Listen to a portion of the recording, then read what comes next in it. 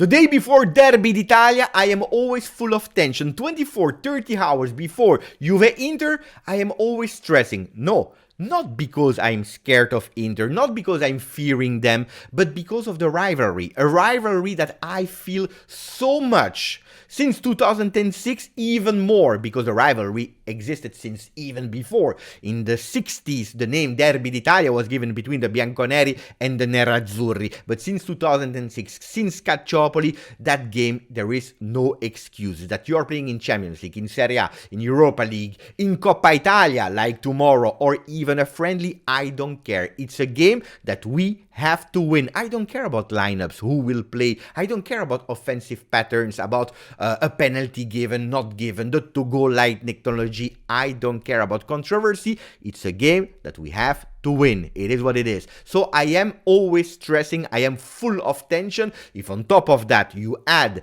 that for the second time in my life I will be able to watch a game between two teams, because I watched it in 2004 in San Siro, Inter-Juve, that finished unfortunately 2-2. Well, I will be there 19 years after my only time I watch a game between the two teams. And I will be there in the Allianz Stadium supporting my boys from before the game until after the game. Full of tension, together with my son that will be next to me, and together we will do all we can to be the 12th man on the field. Anyway, I am stressing. We will speak about the news, because at 2 p.m. Italian time, there will be the press conference, and there are high chances that I will be live to translate the words of Max Allegri to understand if yes or no Federico Chiesa will be called up for the game of tomorrow. Really important one, decisive one.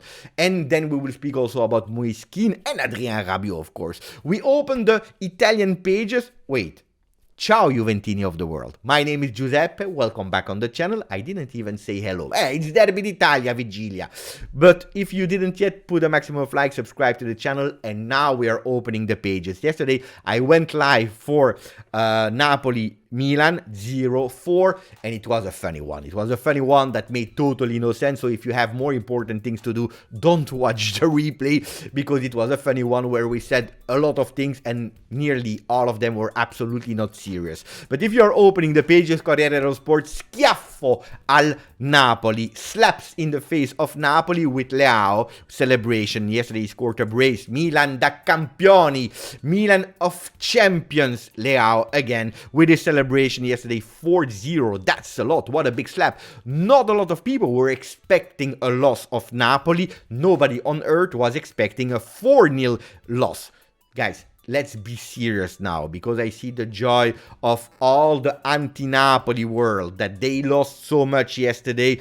The Milan supporters that they believe that they can do something in Champions League against Milan. Some people that are believing again the Scudetto race that is reopened. Let's be serious. Napoli already won the Scudetto a long time ago and deservedly won that Scudetto. It's not that 4-0 that will change the cards in the game. It is what it is. Only a total collapse of Spalletti will mean that they will lose it, but only them they can lose it. From next week versus Lecce, they win again and they win the Scudetto, guys. It is what it is. But one thing is sure, the 102 points that were done by Juventus, the Juventus of Antonio Conte, well, mathematically this season Napoli can't achieve them. They can't beat us. So that record for what it means, because at the end what was important that year is that Juventus lifted the Scudetto, that the next year we still had the Scudetto on our shirt. Well, the 102 points can't be beaten by Napoli, and that's what I wanted to say. Now, Juventus is in a fantastic form in terms of results, because in the last 15 games, 13 games, I believe, 11 victories and 1 loss, 1 draw. So beautiful performance if you are looking at the results of Juve in all competition. That we are speaking about Coppa Italia, Europa League, Serie A. Juventus is doing quite well in terms of result. Not a really beautiful performance versus Verona. I'm expecting a much better entertainment, way of playing, grinta, DNA of Juve against Inter because of that rivalry. But tomorrow we start a new competition. We don't think about all that beautiful run. Tomorrow it's a 0-0 that you start in a 2-game leg where everything is valid, and you know that Inter is in difficulty, but you also know that these games are in or out. Mr. Inzaghi that is not my favorite coach on earth, well, he has the ability to take the best out of his teams in these in or out games. So tomorrow, it's not an easy game. Don't be fooled by the results of Inter at the moment. 3 consecutive losses, I believe, in all competition. Don't be fooled by the beautiful result of Juve. 5 consecutive wins in all competition.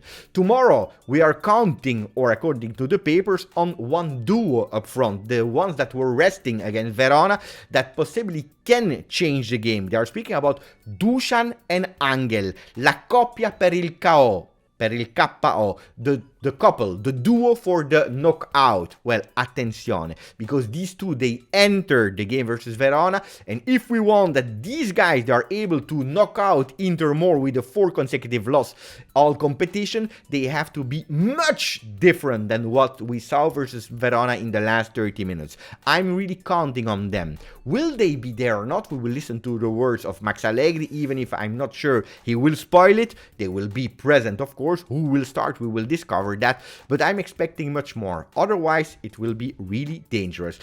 On the other side, Chiesa, this is what I'm expecting to know. Will he be called up or not?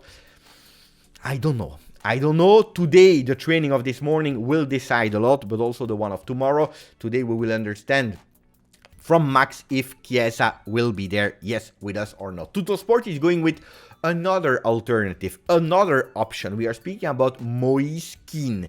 Se questo è Kean, if this is Kean, if the one that we are admiring now of Verona, but also of this season, is Kean, attenzione, because the 28 million that we gave recently to Everton, maybe it's not that bad of a signing, of a transaction between two teams. 28 million that looked a mountain. Maybe now we are thinking differently. Why? Because if we are looking at the numbers, well, Moise Kean 6 goals in Serie A, that are not a lot, but 8 in total this season. He never did as good in Serie A, so it's his best season in Serie A. He can even do better because the season is not over, but he is working on himself, on his head. Mentally, he wants to do much better. He said, my competition is against myself. I want to be better as the one of last year. I am not 16 years old anymore. I am now mature and I want to repay on the field all the trust I received from Max Allegri, one of my teachers, my mentors.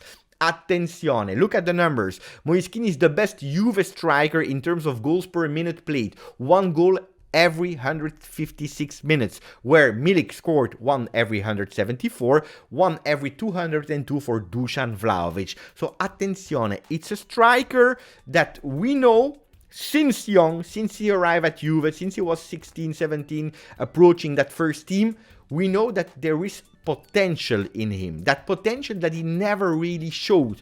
A lot of people criticize him correctly, the big flop, the big negative surprise of last year, that we were expecting much more and he was not able to give it. Well, this year, since the precampionato, the summer camp, he has another intensity, he has another mentality, and not always was able to give continuity to it, but we saw already a different Kean. If Kean, and this is what I wish for him, is able to continue with that behavior, with that focus, with that mentality, attenzione. I'm not saying that he will be the starting striker of Juve, but an important one from the bench and rotating, because he can give us a lot of help. And I see the positive movement around Moise Kean, also pushed by Juventus putting him on the papers. Anyway, this is Moise Kean.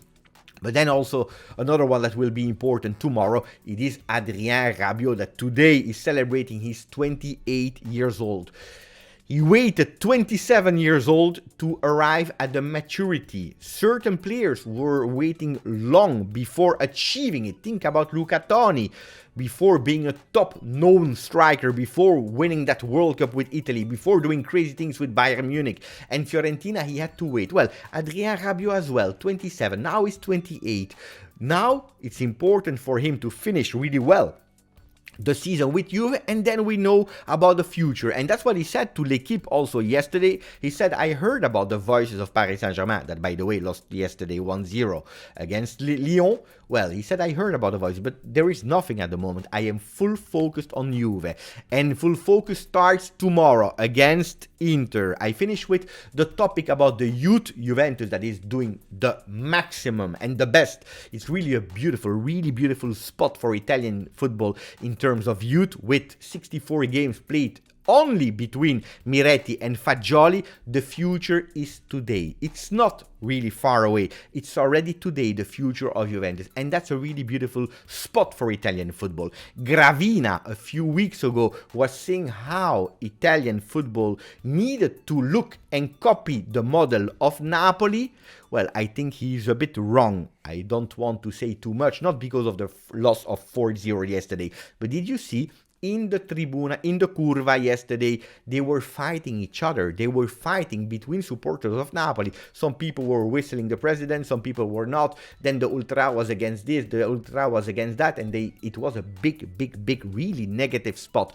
A game that was shown in the entire world. Paramount Plus with my friend Marco, with Bonetti, they were all there. They were all showing these images of, in the stands, disgusting, really images. I prefer to look at what Juventus is doing with the Juventus women team, with the next gen team, with La Continassa, where I will be there tomorrow, with a stadium from own property, with a J Hotel, with 11 points of sales in the stadium, with stores around Italy, in Torino, in Milan, in Roma. We have so much. I don't understand how it's possible that Gravina was taking as example Napoli over Juve. Anyway, it is what it is, and they are not helping the situation of the youth, because what they want to do is the Primavera tournament that is absolutely not competitive, that is stopping at under 19. They want to increase the age there to keep the players until under 20, so increasing it. And yesterday or 2 days ago, Max Allegri said that it made totally no sense, because at 20 years old you have some people, they already have like 2 kids. What does it mean to play in a baby tournament without competitivity? And I totally agree with Nonno Max. Why? Because he became a grandfather, and since he became the grandfather of Filippo, he's defending the youth a lot. Guys, anyway, we'll see each other for a press conference of Max Allegri at 2 p.m. Grazie, forza, Juve.